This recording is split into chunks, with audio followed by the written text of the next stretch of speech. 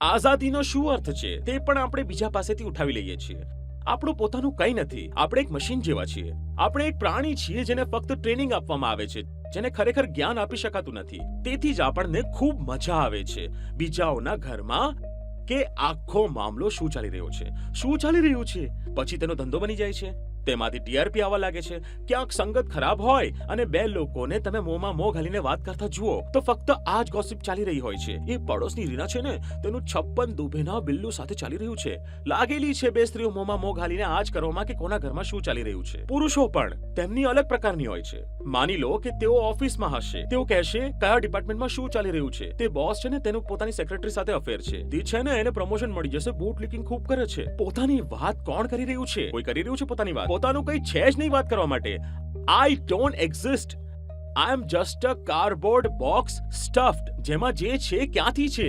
હું તમને પૂછું છું, તમારી પાસે બધું ન હોય જે બીજાઓ પાસેથી આવ્યું છે, તો તમારી પાસે શું છે? બોલો. તમે આ જવાબ આપી શકશો તો બિગ બોસ પણ સમજી જશો કે શા માટે સફળ છે. તમારી પાસે બધું ન હોય જે તમને બીજાઓ પાસેથી મળ્યું છે, તો તમારી પાસે શું છે?